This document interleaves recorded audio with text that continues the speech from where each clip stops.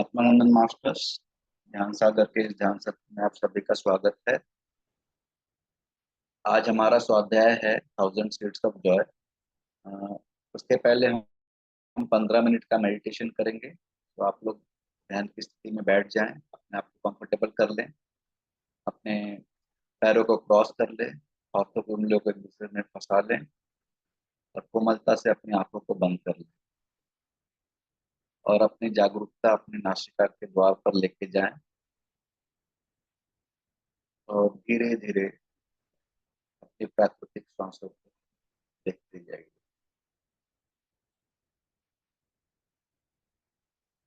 सांस अंदर जा रही है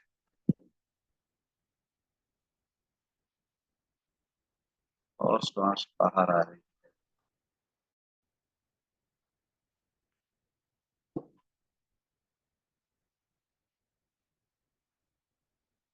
अपनी नॉर्मल प्राकृतिक श्वासों पर ध्यान केंद्रित करें। बस उसे साक्षी भाव से देखते जाएं।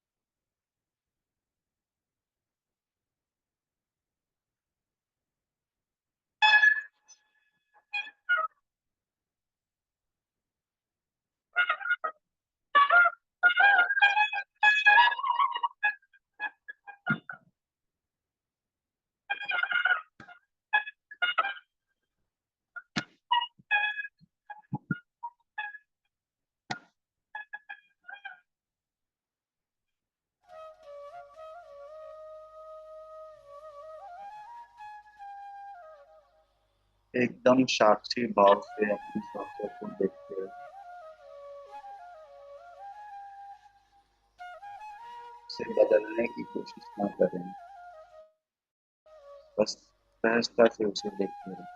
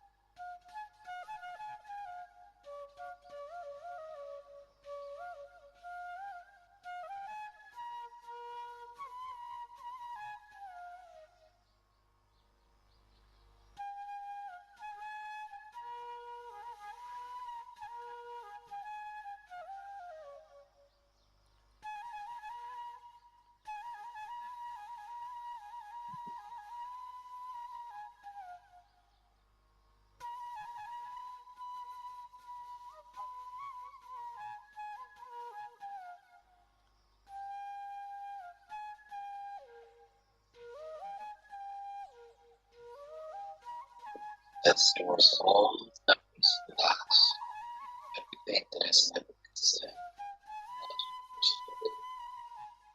thank you for being guardian of my life.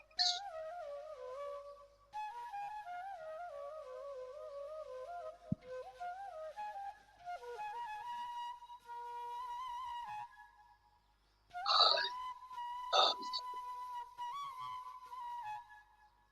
things that are related to this job. I acknowledge all elements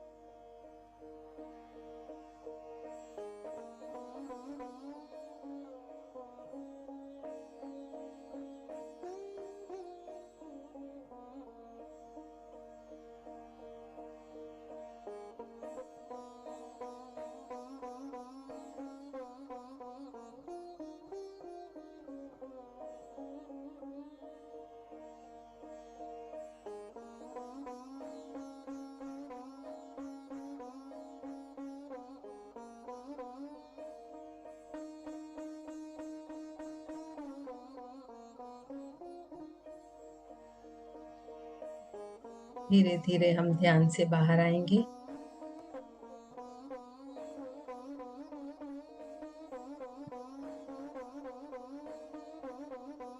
आखिरी 2 मिनट फ्रेंड्स।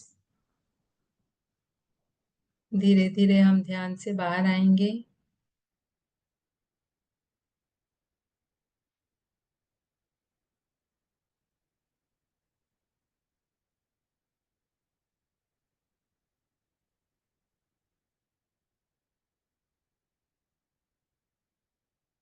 सभी के लिए मंगल कामना करते हुए अपने ध्यान की ऊर्जा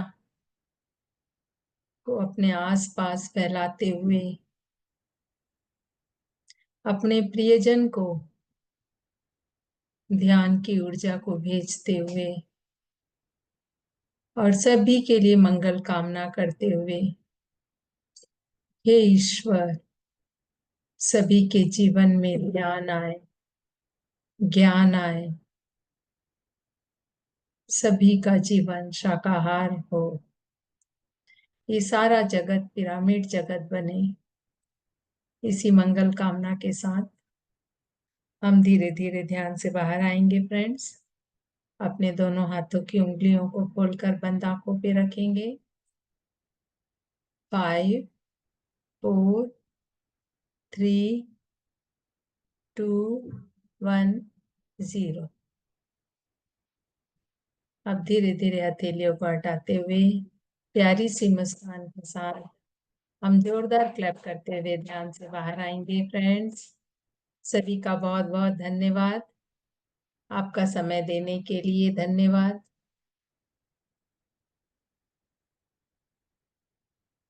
तो ध्यान के बाद ज्ञान, चले शिव कुमार जी शुरू कर दे।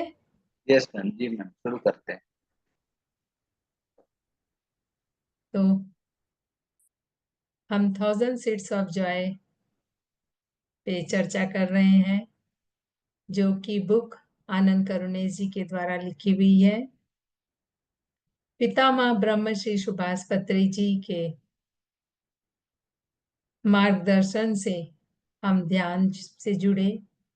ध्यान के बाद हम धीरे धीरे ज्ञान के मार्ग में बढ़ रहे हैं, जो कि हम स्वाध्याय के द्वारा और सज्जन संगति के द्वारा हम ध्यान से ज्ञान एकत्रित कर रहे हैं और अपने जीवन में उस ज्ञान को उतारते हुए अपना जीवन को हम सुंदर और सहज और सरल बना रहे हैं। तो फ्रेंड्स,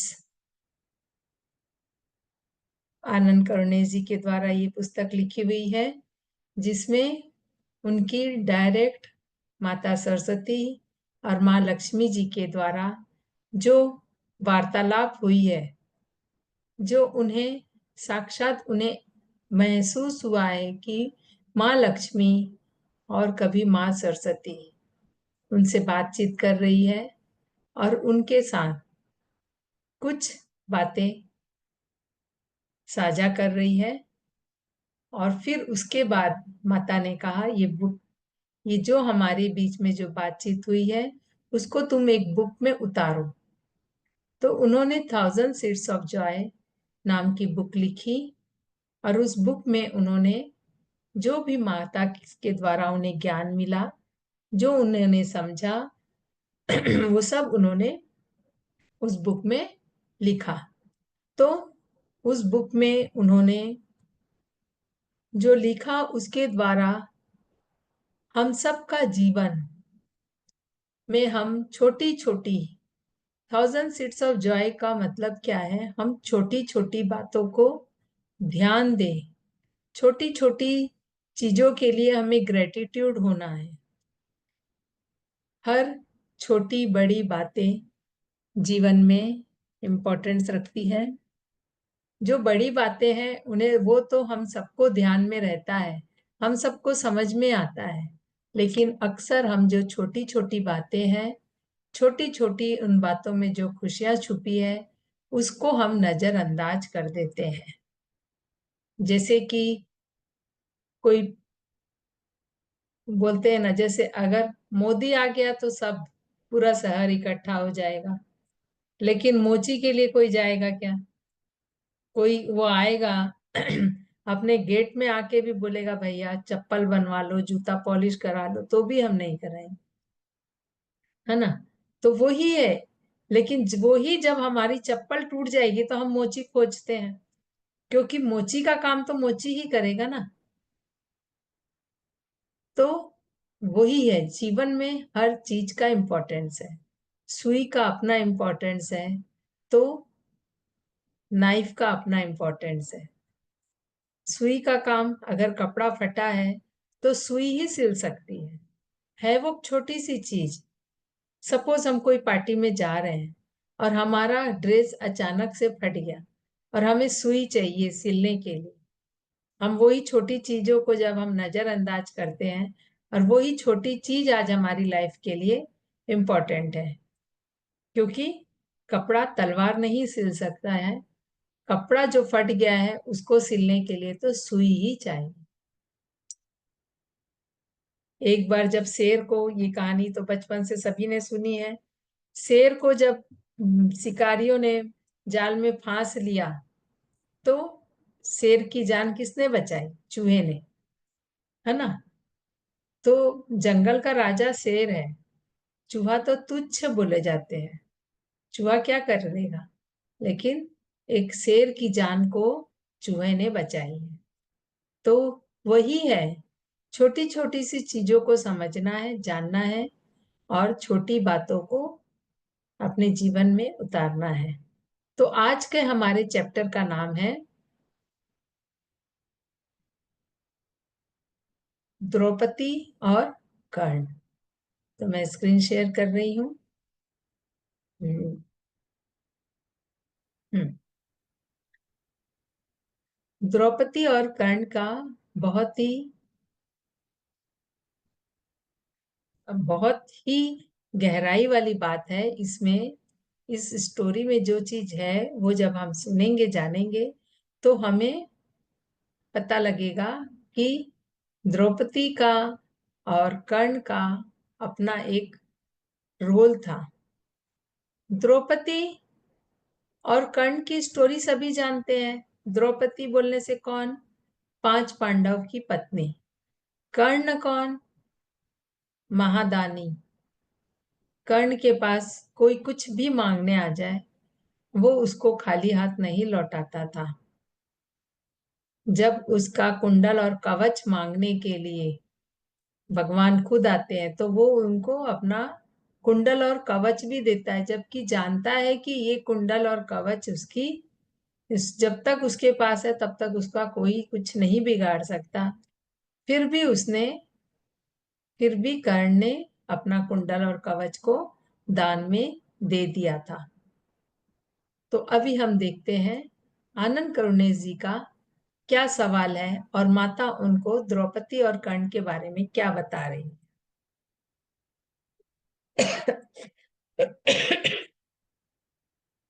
ऐसा लगता है कि कोई भी इस महाकाव्य युद्ध में अपनी आत्मा पद से विचलित नहीं हुआ है, जिस पर मुझे विश्वास करना मुश्किल है। आनंद जी ये बोल रहे हैं, महाकाव्य युद्ध, महाकाव्य युद्ध माने महाभारत में अपनी आत्मा पद से विचलित नहीं हुआ, जिस पर मुझे विश्वास करना मुश्किल है। इस युद्ध में आत्मा पद से कोई विचलित नहीं हुआ, इस पर मुझे विश्वास नहीं हो रहा है। मैंने यह नहीं कहा कि पांडव अपने आत्मा पद से कभी विचलित नहीं हुए, उन्होंने कभी कभी अधिकांश मनुष्यों के रूप में किया, लेकिन वस्तुतः सभी बड़े फैसलों में, जिसमें युद्ध लड़ने का निर्णय भी शामिल था, उन्होंने मेरी सलाह सुनी, और युद्ध लड़ने का फैसला करने के बाद भगवान कृष्ण द्वारा इस युद्ध में उनका मार्गदर्शन भी किया गया। माँ, हम इसके पहले जाने थे कि माता लक्ष्मी इस जन्म में 3 रूप ली थी। कौन कौन सा? कौन कौन सा रूप ली थी? एक राधा, एक द्रौपदी, और एक कृष्ण जी की पत्नी का नाम क्या है? रुक्मणी। 3 आत्मा एक ही जन्म में 3 आत्मा के रूप में आई थी, तो यहाँ द्रौपदी भी माता स्वयं है। तो माता बता रही है कि जब पांडव का युद्ध हुआ, पांडव जब जब युद्ध कर रहे थे, तो ऐसा बात नहीं है कि वो अपने पद से विचलित नहीं हुए, वो अपने पद से विचलित हुए, और जिसमें युद्ध लड़ने का निर्णय भी शामिल है। वो युद्ध लड़ना भी वो नहीं चाह रहे थे, एक बार उन्होंने मना किया था, लेकिन उन्होंने मेरी सलाह सुनी, यानी कि द्रौपदी की सलाह सुनी, और युद्ध करने का फैसला करने के बाद भगवान कृष्ण के मार्गदर्शन से वो उन्होंने ये युद्ध किया। अभी आगे आगे पूछते हैं, तो क्या आप कह रहे हैं इस महाकाव्य में सभी पात्रों ने कामावेश अपने आत्मा के मार्ग का अनुसरण करते हुए बड़े निर्णय लिए हैं? आनंद जी का ये प्रश्न है। अब माता कह रही है, हाँ, सिवाय उसके जिसे युद्ध का असली हीरो माना जाता है। युद्ध का असली हीरो कौन था? पांडव भाइयों के 3 बड़े भाइयों का एक, और बड़े भाइयों का भी, जिसे उसकी माता ने छोड़ दिया था, वह अविवाहित थी, वह उसके गर्भ धारण किया था। ये युद्ध का असली हीरो वैसे देखा जाए तो किसको बोलते हैं, किसको मान रहे थे? युद्ध का असली हीरो को कर्ण को मान रहे थे। कर्ण था असली हीरो तो, लेकिन कर्ण के कुछ अहम की वजह से वो हीरो नहीं बन पाया। उसका अहम क्या था कि उसकी माँ ने उसे छोड़ दिया, क्योंकि वह अविवाहित में ही उसके वो गर्भ धारण कर ली थी। ओ, तो माता लक्ष्मी कह रही है, हाँ, 5 पांडव भाइयों के विपरीत, जिन्होंने अपने स्त्रोत देवताओं से नई आत्माओं के रूप में प्राप्त किया गया, कर्ण ने अपने स्त्रोत भगवान से कई जीवन पहले ही प्राप्त कर लिया था, और वह अपने अंतिम मानव अवतार में था। तो कर्ण का क्या था ना, ये अवतार जो था, ये अवतार अंतिम था, और पांडव का ये मनुष्य अवतार, मनुष्य रूप में उनका ये पहला अवतार था। कर्ण का ये अंतिम अवतार था। यदि कर्ण अपने अहम में नहीं आता तो उसके इसके बाद मोक्ष हो जाता।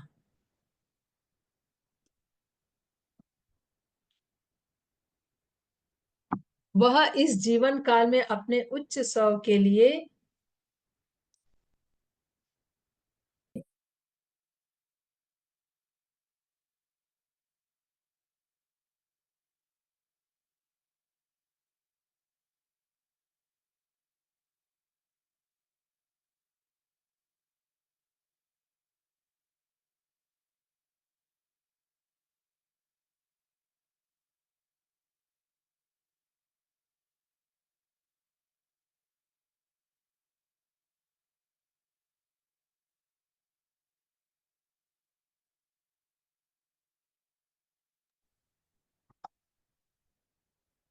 तो इस जीवन काल में अपने उच्च स्व के लिए चढ़ने के लिए तैयार था।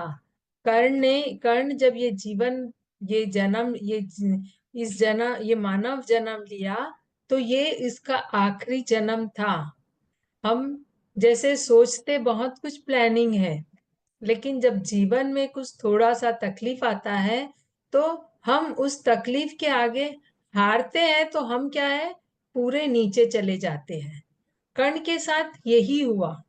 कर्ण को अपने जीवन में हमेशा ये चीज का दुख था कि उसकी माँ ने उसे छोड़ दिया।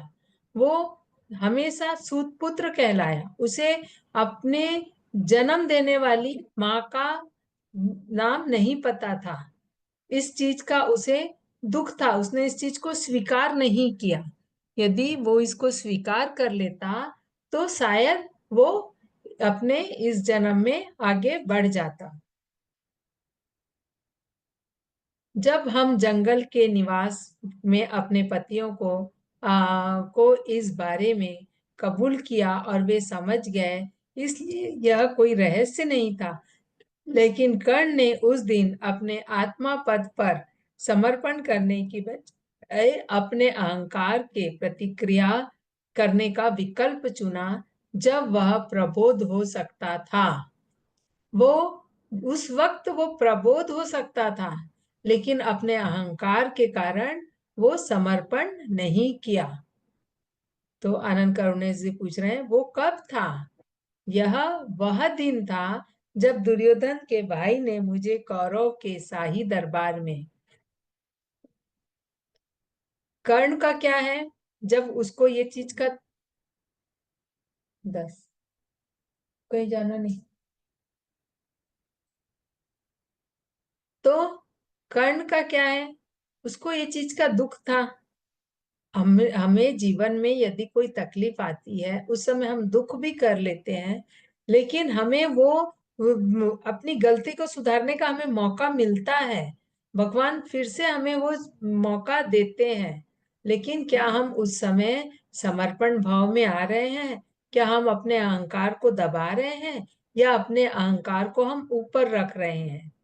तो उसको ये मौका कब मिला समर्पण करने का? वो कब था? वो जब था, जब द्रौपदी का पूरे भरे दरबार में सैकड़ों आदमियों के सामने उसका वस्त्र हरण किया जा रहा था।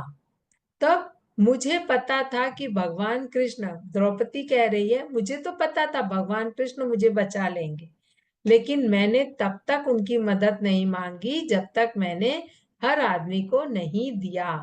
हर आदमी को वो ये मौका दे रही थी कि उसके लिए कौन मदद करने के लिए आगे आ रहा है। सिवाय उसने कर्ण से मदद नहीं मांगी, बाकी हर आदमी से द्रौपदी ने भरे दरबार में अपने बचाव के लिए मदद मांगी थी।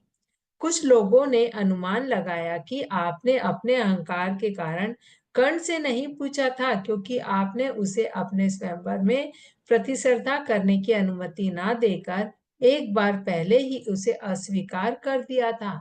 आनंद करुणेश जी बोल रहे हैं, कुछ लोगों का मानना था कि आपने अपने अहंकार के कारण आपने कर्ण से मदद नहीं मांगी, क्योंकि आपने स्वयंवर के प्रतिस्पर्धा में कर्ण को अनुमति नहीं दी थी। अब आगे माता कह रही है, जैसा कि मैंने पहले कहा था, शास्त्रों को बदल दिया गया है और समय के साथ नए परिवर्तन किए गए थे। समय के साथ जो कुछ भी जोड़ा गया वह प्रेरित और सत्य है। मैं भगवान कृष्ण के साथ लगातार संवाद में थी। जब मैंने कर्ण को देखा तो मेरे उच्च स्व ने भगवान कृष्ण द्वारा उनकी मदद के लिए ना कहने के लिए मार्गदर्शन किया। माता कह रही है, शास्त्रों में बहुत कुछ बदला गया है, जबकि ऐसा कुछ नहीं था। वो कर्ण से मदद मांगती, लेकिन उसको भगवान कृष्ण के द्वारा ये मार्गदर्शन मिला कि तुम्हें कर्ण से मदद नहीं मांगनी है। कर्ण को मेरा अपमान देखकर अपनी आत्मा के मार्ग पर जागना चाहिए था। कर्ण को स्वयं से जागना था। एक गलत काम हमारी आंखों के सामने हो रहा है, तो ये भगवान देख रहे थे कि क्या कर्ण स्वयं से उठता है, स्वयं से इस अपमान हो, एक औरत का अपमान भरी दरबार में होने से क्या कर्ण रोकता है बिना मदद मांगे? ये भगवान उसको उसका देखना चाह रहे थे, परखना चाह रहे थे, ना कि इसलिए कि मैं उसकी सहायता की याचना करूंगा। जैसे कि मैंने उसे अनदेखा किया, कर्ण ने अहंकार को ट्रिगर किया गया और उसके अन्यथा अनुकरणीय जीवन में बदला लेने वाली कमजोरी के एक दुर्लभ क्षण में वह भूल गया कि उसने मुझे एक बार कितना वांछित किया था और मेरे अपमान का समर्थन किया था। क्योंकि कर्ण ने अपने आत्मा पथ की बजाय अपने अहंकार पथ पर होना चुना, वह अपने जीवन के उस सबसे शुभ क्षण में प्रबुद्ध नहीं हुआ और अर्जुन उसकी बजाय महाभारत का नायक बन गया। देखिए, भगवान पहले भी बोला गया है कि ईश्वर सबको मौका देते हैं। हम हमारा कितना इंट्यूशन को सुन रहे हैं और कितना हम अपने इंट्यूशन को सुन के फॉलो कर रहे हैं, ये हमारे ऊपर है। पर भगवान मौका सबको देता है। तो उसी तरह भगवान ने कर्ण को भी मौका दिया कि अपने अहंकार को भूल के, अपने अपमान को भूल के, पूरे समर्पण भाव से एक आप उस स्त्री का मदद करते तो आप उस क्षण प्रबोध हो जाते और महाभारत के नायक आप बन सकते थे। लेकिन आपने ऐसा नहीं किया। तो क्या उस क्षण में कर्ण वास्तव में प्रबोध हो सकता था? करुणेश जी ने पूछा। माता कह रही है, हाँ, अगर उसने अपने अहंकार पद की बजाय अपने आत्मा पद का समर्पण कर दिया होता। हर इंसान के जीवन में कुछ ऐसे खास पल होते हैं जिसमें इंसान को आत्म साक्षात करने की क्षमता होती है। हालांकि हम में से बहुत कम लोग इस क्षणों को पहचानते हैं। क्या बोल रही है माता? देखिए, हर किसी को आत्म साक्षात करने की क्षमता हर किसी में होती है और हर किसी को ये मौका मिलता है, लेकिन हम उसे पहचान नहीं पाते। मुझे पता था यह एक ऐसा दिन है जब पांडव सभी को खो देंगे और कुछ लोग मेरे गुणों को चुराने की कोशिश करेंगे, लेकिन मुझे सुरक्षा मिलेगी। मुझे कोई डर नहीं था क्योंकि मेरे निचले चक्र खुले हुए थे। तो यहाँ पे क्या बताया जा रहा है ना, ध्यान से सुनिएगा। कर्ण का जब हम ज्यादा अपने अहंकार में होते हैं, अपने अहम में होते हैं, तो हमारा नीचे का एक एक चक्र बंद हो जाता है, इम्बैलेंस हो जाता है। कौन कौन सा? मूलाधार चक्र, स्वाधिष्ठान चक्र और फिर मणिपुर चक्र। तो जैसे जैसे हमारा अहंकार, हमारा गुस्सा, हमारा अहम हमारे अंदर बढ़ता है, तो हमारा एक एक करके ये तीनों चक्र बंद हो जाते हैं। जब ये तीनों चक्र बंद हो जाते हैं, तो हम अपने ऊपर के चक्रों के साथ नहीं जुड़ पाते। हमारे हृदय चक्र, हमारा विशुद्धि चक्र और हमारा आज्ञा चक्र से हम नहीं जुड़ पाते। और जब हम इन चक्रों से नहीं जुड़ पाते हैं, तो हम हमारे अंतर मन की बात को नहीं सुनते। अंतर मन की बात को हम नहीं सुनते, तो हम आत्म साक्षात नहीं हो पाता। हमारा प्रबोध नहीं हो पाता, हम एनलाइटनमेंट नहीं हो पाते। तो वही हुआ। कर्ण एक बहुत ही अच्छा व्यक्ति था, बहुत उसमें गुण थे और उन्होंने इस जन्म में भी बहुत अच्छे अच्छे कार्य किए हैं। लेकिन एक गलत काम उन्होंने दुर्योधन का साथ दिया, उन्होंने अन्याय का साथ दिया। इसकी वजह से वो प्रबोध नहीं हो पाया। फिर भी उनको मौका मिला, भगवान ने उसे मौका दिया। द्रौपदी का चीरहरण होने से रोकने के लिए उसे मौका मिला था, पर वो उसको नहीं ध्यान दिया और वो वहां पे चुप रहा। और उसके चुप रहने से उसका नीचे के चक्र बंद ही रह गए। और जब नीचे के चक्र बंद थे, तो आदमी सही मार्ग नहीं चल सकता, सही दिशा में नहीं जा सकता।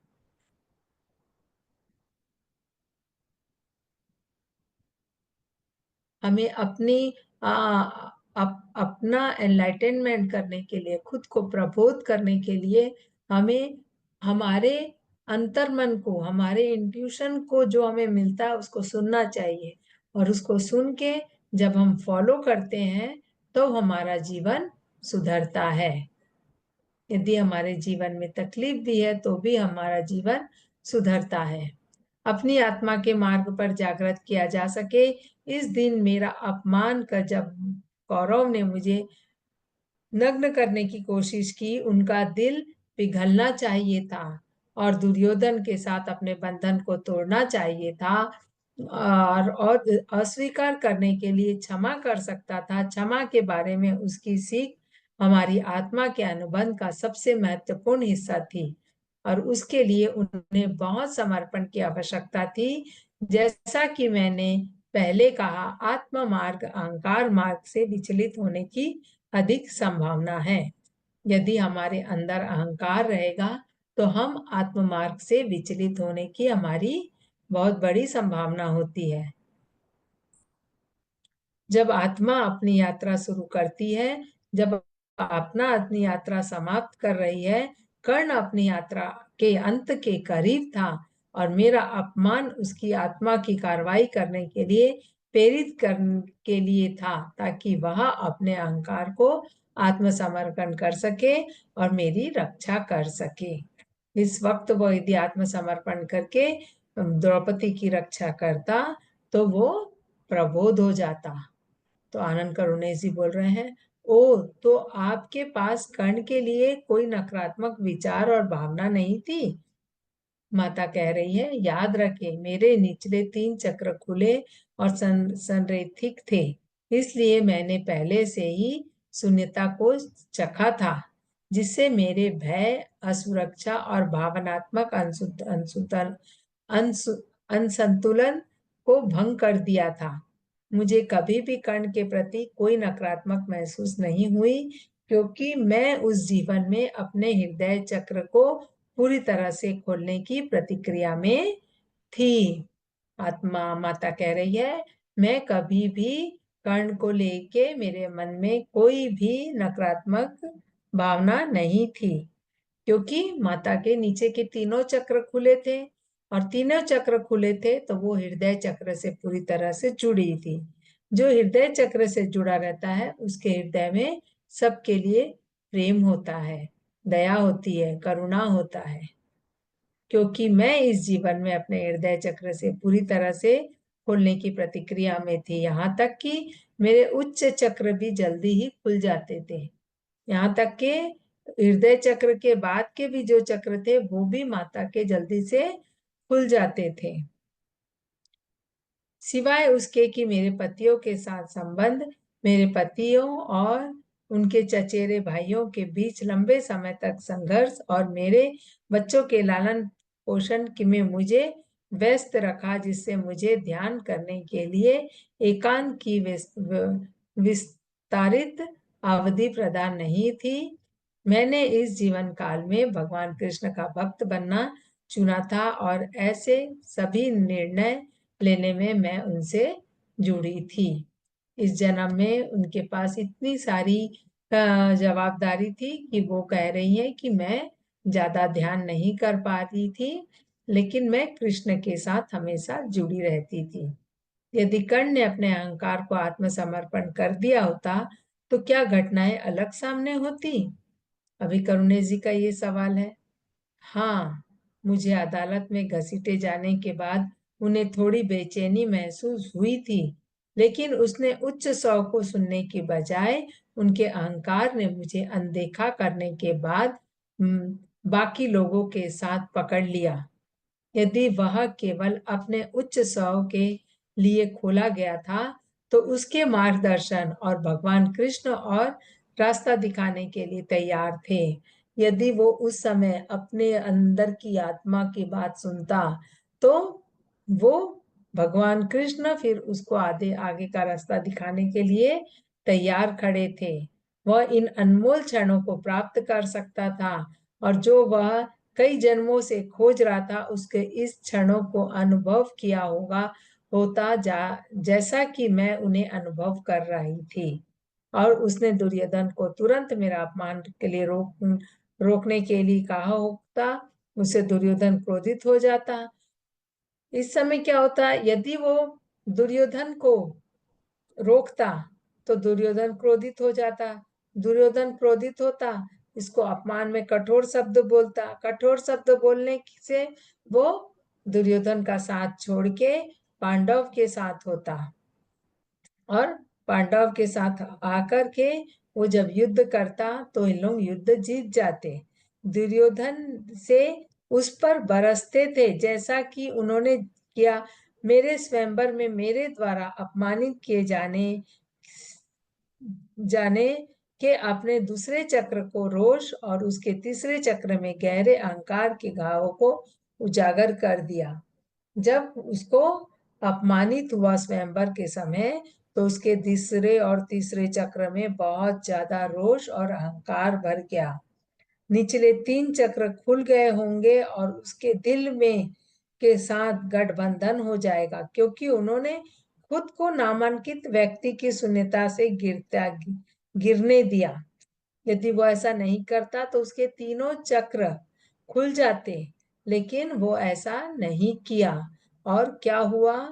उसके बदले में शून्यता में गिरने के बजाय, शून्यता में आने के बजाय, प्रबोध होने की बजाय, वो वापस ही जहां था वहीं रह गया। क्या महाभारत तब अपना तरीके से सामने आया होता? तो उस समय अगर कर्ण यहाँ आ जाता तो महाभारत का क्या रूप होता? तो बोले महाभारत अभी 18 दिन चली थी, अगर कर्ण इधर आ जाता तो महाभारत 11 दिन होती, 11 दिन का महाभारत होता। कर्ण पांडव की तरफ से लड़े होते और तभी मारा जाएगा जब उसके भाइयों को उसकी मदद की जरूरत होगी। लगभग सभी जो इस युद्ध में पार हो गए थे, वे अभी भी पार हो चुके हैं और अपने भविष्य के मानव अवतार में कलयुग में उतर गए हैं, क्योंकि यह उसका चुना हुआ आत्म मार्ग था। जो उस समय मरे थे वो कलयुग में जन्म ले चुके हैं और कलयुग में अपना जीवन जी रहे हैं, जो महाभारत में जो लोग मरे थे। आपका और कर्ण का क्या? अभी करुणेश जी पूछ रहे हैं आपका और कर्ण का क्या? कर्ण के उद्बोधन के बाद किसी समय पांडव भाई मेरे लिए उसके आध्यात्मिक लालसा को समझेंगे और मैं इस बारे में उन्हें स्वीकार करूंगी। माता कह रही है, आध्यात्मिक रूप से मैं कर्ण को चाहती थी, कर्ण से शादी करना चाहती थी, और जब तक मैं सभी पांडव से प्यार करती रहूंगी और इस बिंदु में कर्ण के साथ होगा, कर्ण के ज्ञान और मेरी शादी के साथ पांडव हम दोनों को बहुत सम्मान और प्रशंसा के साथ देखेंगे। जो मैंने प्रस्तावित किया था उसके सहमत होंगे। यदि कर्ण इस तरफ आ जाता तो द्रौपदी 5 पांडव की नहीं, केवल कर्ण की पत्नी होती। कर्ण कर्ण ही उसके आध्यात्मिक लालसा है। कर्ण का एक उदात्त और दैत्यमान आत्मा थे। कर्ण एक उदात्त और दैत्यमान आत्मा थे जिनका मार्ग महाभारत में था, राम रामायण में थे। यदि कर्ण अपनी आत्मा पद पर रहता तो बच्चे सीता और राम या राधा और कृष्ण के समान द्रौपदी और कर्ण की कहानियों के साथ बड़े होते। जैसे सीताराम और राधा कृष्ण की कहानी होती है, वैसे ही द्रौपदी और कर्ण की कहानी होती। यद्यपि कर्ण मेरे साथ अपने आत्मा पथ को महसूस करने में विचलित रहा, उसके पास वह सब कुछ था जो मैं एक आत्मा के साथी के चाहती थी। उसके पास पांडव बंधुओं की तुलना में अधिक उदारता, निष्ठा, सच्चाई, शारीरिक कौशल कौशल और साहस था। ये तो सभी जानते हैं। कर्ण एक बहुत उदार, निष्ठा, कौशल और बुद्धिमान और बहुत अच्छा धनुर्धर था, जो अर्जुन को हरा सकता था। ये सभी जानते हैं। तो कर्ण में सभी गुण थे। मैंने निचले चक्रों में यह एकमात्र दर्द उठा रहा था जो उसके माँ द्वारा उसका परित्याग था और मेरे स्वयंवर में उसे भाग लेने की अनुमति देने से मेरा इनकार। ये 2 चीज के कारण वो अपने निचले चक्रों में ही अटका रह गया। इन परित्यागों ने उसे वांछित महसूस किया और इस भावना से के कारण वह अपने वफादार दोस्त के साथ के रूप में दुर्योधन से जुड़ गया, क्योंकि उसके साथ जीवन में ये अपमान हुआ है, ये अन्याय हुआ है। ये सोच के कर्ण को जब दुर्योधन ने अपनाया, दुर्योधन जब उसकी तरफ दोस्ती का हाथ बढ़ाया, तो कर्ण दुर्योधन का बन गया।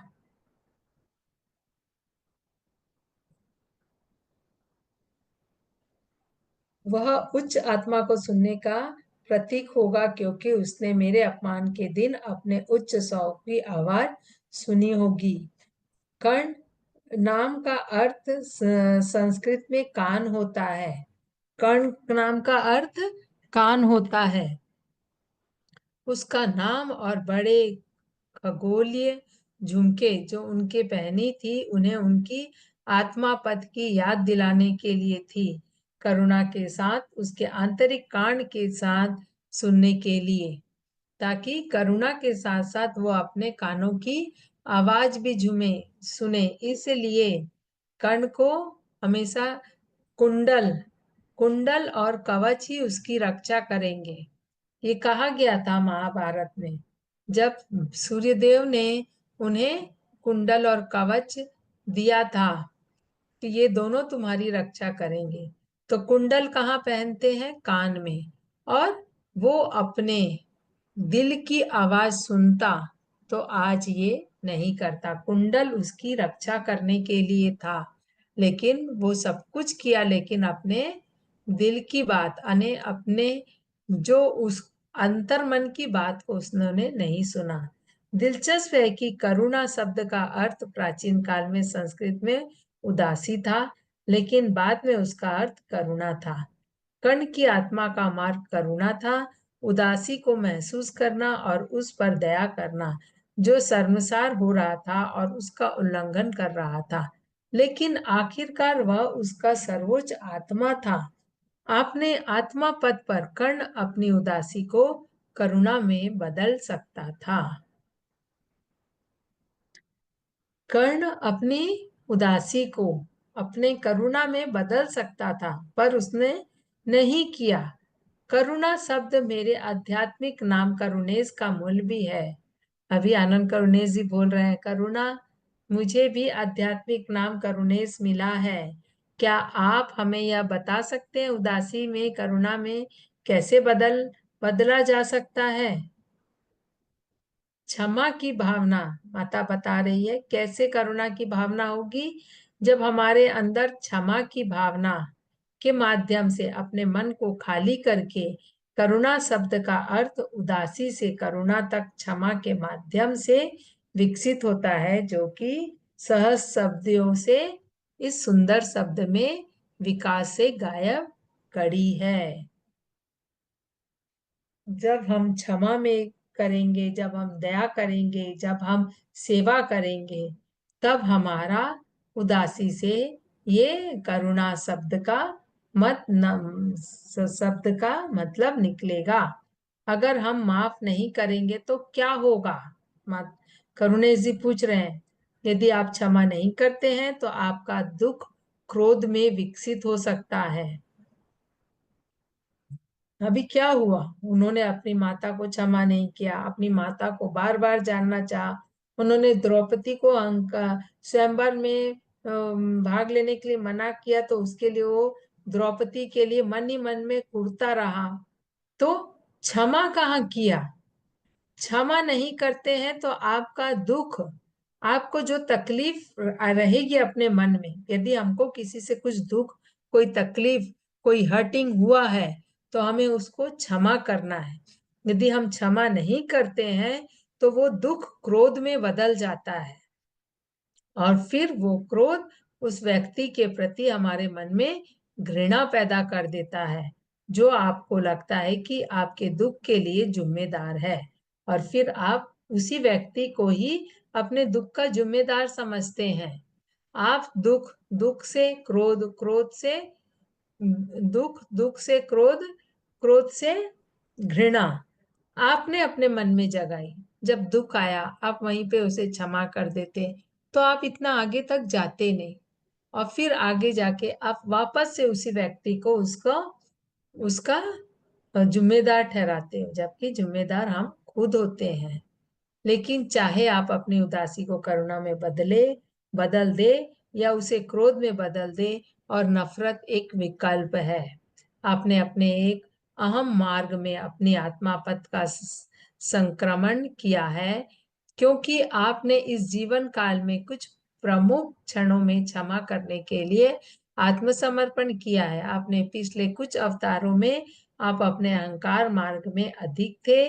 मिस्र में एक जीवन काल में आप अपने अहंकार से इतने अंधे हो गए थे कि वह आपके जीवन में कई महिलाओं के लिए बहुत दुख का कारण बना। ये करुणेश जी के लिए माता बता रही है। आपने अपने पिछले कई अवतारों में अहंकार के मार्ग में आप थे, फिर आपका एक जीवन ऐसा आया कि आप अपने अहंकार में इतने अंधे हो गए थे कि आप कई महिलाओं के दुख के कारण बने। मैं सचमुच क्षमा चाहता हूँ। अब करुणेश जी बोल रहे हैं, मैं सचमुच क्षमा चाहता हूँ। आपको माफ किया गया है। बता दे कि कर्ण की आत्मा पद की अनकही कहानी हर किसी को करुणा में बढ़ने की प्रेरणा देती है। करुणा एक महान उपहार है जो हम ईमानदारी से माफी मांगकर और उदारता पूर्वक क्षमा करके स्वयं को देते हैं। हम दूसरों को माफ करके या दूसरों पे दया करके हम उस पे दया नहीं करते हैं। ये हमेशा याद रखें, हम दया खुद पे कर रहे हैं, हम खुद के साथ ईमानदारी कर रहे हैं, खुद के साथ उदारता पूर्वक हम अपने जीवन को आगे ले जाने के लिए तैयार अपने आप को किए हैं। जान ले कि क्षमा आपके जीवन में करुणा बदलने से मदद करने में सबसे तेज तरीके में एक है। क्षमा ही एक ऐसा साधन है जिससे आप अपने करुणा के मार्ग में आगे बढ़ सकते हैं। न केवल महिलाओं में बल्कि पुरुषों में भी घायल स्त्री के उपचार के लिए अपने नए काम को अपना काम करने दे। बता दें कि कर्ण की आत्मा पद की अनकही कहानी मानवता में सभी के सशक्त स्त्री को जागृत करती है, क्योंकि आक्रमण मर्दाना माफी चाहता है और जरूरत पड़ने पर सीमाओं को बनाए रखने पर हिंसक स्त्री क्षमा कर देती है। तो हम क्या जाने, क्षमा करना, क्षमा को अपने जीवन में एक अपने जीवन का एक पाठ बना के रखना है। जीवन में जितना गलत हो, जो भी बुरा हो, सामने वालों के लिए अपने अंदर अहंकार, घृणा, क्रोध नहीं रखना है। वो हमारे लिए एक के बाद एक चीज हमारे लिए अंदर नकारात्मक ऊर्जा ही बनाती है। उनसे बचने के लिए सबसे सरल उपाय है क्षमा। क्षमा कर दो। हमारे जीवन में ये लिखा था इसलिए हमारे साथ हुआ है। कोई भी उसका जिम्मेदार नहीं होता है। आपके साथ चाहे अच्छा हो रहा है चाहे बुरा हो रहा है, इन सब के जिम्मेदार आप खुद है, कोई दूसरा व्यक्ति नहीं है। तो माता ने यही समझाया है। धन्यवाद आप सभी का मुझे सुनने के लिए। तो अपने जीवन को आत्म साक्षात करने के लिए सबसे जरूरी है, जीवन में अच्छा हो रहा है तो धन्यवाद दो, बुरा हो रहा है तो क्षमा कर दो। बस ये दो छोटी बातों को ध्यान में रखें और अपना जीवन को सुंदर बनाएं। धन्यवाद सभी का आपका समय देने के लिए। तो कर्ण और द्रौपदी की कहानी से हम आज ये सुन रहे हैं, जान रहे हैं। कर्ण का ये जीवन आखिरी जीवन था, लेकिन उसके जीवन में कुछ गलत हुआ और उसके लिए वो अपने मन में दुख किया, अहंकार पैदा किया, रोष पैदा किया, अहम आया, तो वो अपने इस जन्म को आखिरी जन्म नहीं बना सका। गलत का साथ दिया, अन्याय का साथ दिया, तो क्या हुआ, सब कुछ जिंदगी भर अच्छा करने के बावजूद भी उसका जीवन यूं ही समाप्त हो गया। तो बहुत बहुत धन्यवाद फ्रेंड्स। किसी को कुछ पूछना है? Thank you very much. बहुत ही इम्प्रेसिव था। जो महाभारत में हमने देखा था उससे काफी विपरीत है कर्ण और द्रौपदी की कहानी, और बहुत कुछ सीखने जैसा भी है। और आपने जिस तरह से लिया इस चैप्टर को, ऐसा लग रहा था ध्यान में ही है, ध्यान ही हो रहा था। और बहुत ही इम्प्रेसिव लग रहा था, मैं बहुत ही एनर्जी फील हो रही थी। तो मास्टर्स, आप लोगों का कोई प्रश्न है तो आप लोग अपना हैंड रेस कर सकते हैं।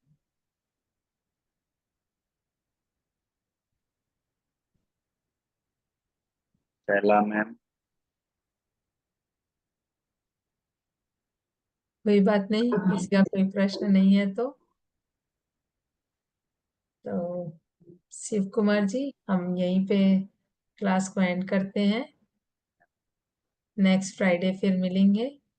आगे की कहानी एक के बाद कुछ ना कुछ इंटरेस्टिंग है, कुछ ना कुछ नया देखने, सुनने और सीखने मिल रहा है। तो सीखें, प्रश्न करे तो बहुत अच्छी बात है, अनुभव शेयर करे तो बहुत अच्छी बात है। नहीं कर रहे हैं तो कोई बात नहीं, लेकिन आप समझिए और समझ के उसको अपने जीवन में उतारिए। धन्यवाद। शुभ रात्रि। रात्रि ma'am, thank you. Devanand, thank you. सुनने के लिए आप सभी का धन्यवाद।